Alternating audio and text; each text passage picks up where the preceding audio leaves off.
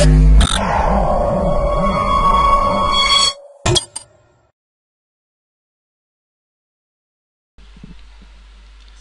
to my projectbazaar.com.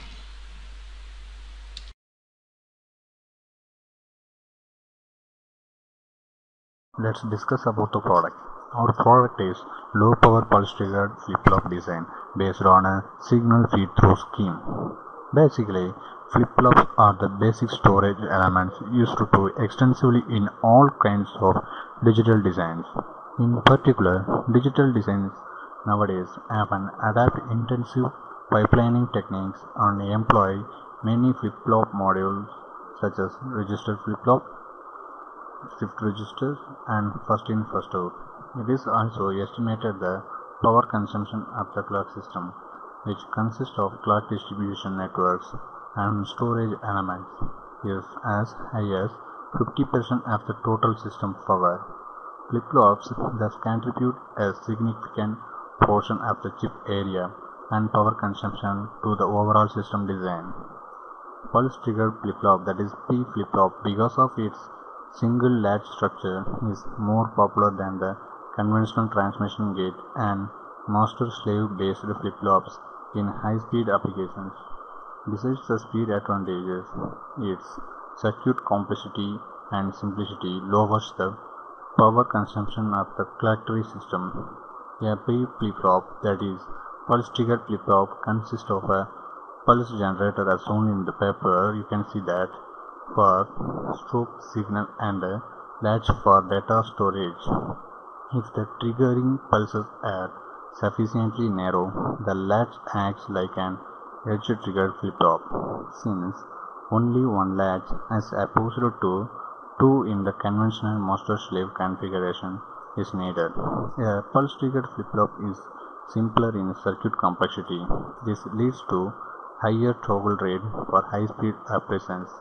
Pulse-triggered flip-flops allows time borrowing across clock cycle boundaries, and future generation circuitry requires delicate pulse width control to cope with possible variations in process technology and signal distribution network.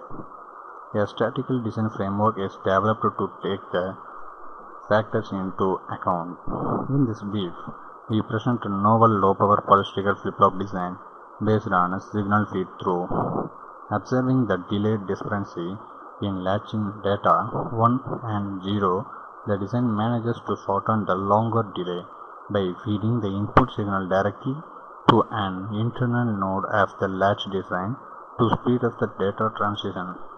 This mechanism is implemented by introducing a simple pulse transistor for extra signal driving. When combined with the pulse generation circuitry, it forms a new pulse-triggered flip-flop design with enhanced speed and power delay product, that is PDP performances. Let's see the system flow architecture of the product. This is the system flow architecture of low power pulse triggered flip-flop design based on a signal feed-through scheme. So in this circuit, first we are initializing the design, and for the design we are using D flip-flop. Basically we know there are a lot of flip-flops like SR flip-flop, D flip-flop and JK flip-flop. So among these we are choosing D flip-flop for the design as in the paper, and we are using the Tanner Spice tool as a platform tool for the design of D flip-flop.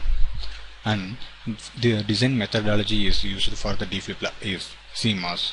So we know what is CMOS, the combination of PMOS and NMOS. So by using the CMOS technology, we are implementing the D flip-flop design, and we are generating pulse generator circuit. So we are combining the pulse generator circuit with the designed D flip-flop, and then the pulse is generated from the pulse generator to the circuit. That is, this is given as an input to the flip-flop design. So given pulse input is triggered. So finally the output coming from the flip-flop is pulse triggered flip-flop.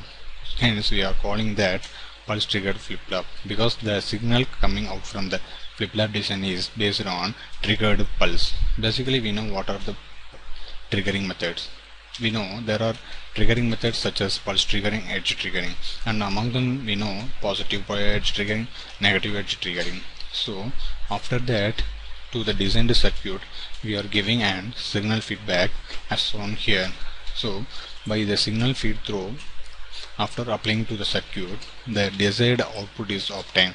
That means finally the obtained output gives us the low power consumption.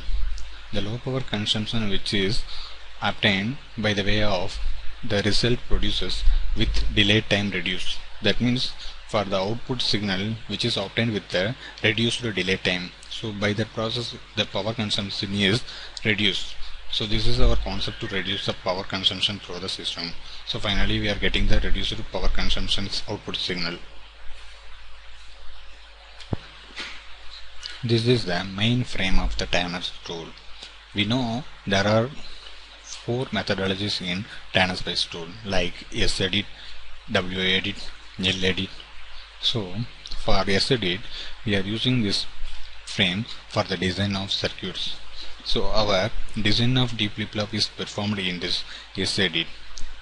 Our design is, as we already discussed, our design is based on CMOS technology.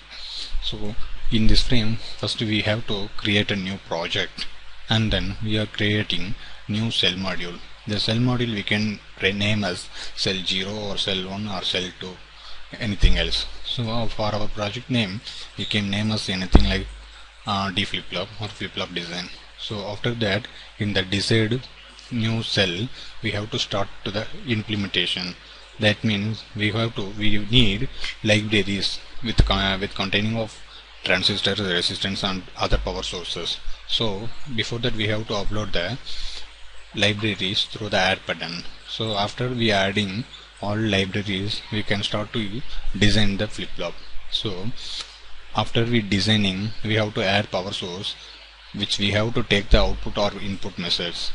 Finally we have to click the run button to execute the design. So after that we will get the waveform in the W-edit, that means waveform edit. In that frame we can see the input and output and measures of the desired circuit. So finally by the design of S-edit we can get the output waveform in W-edit.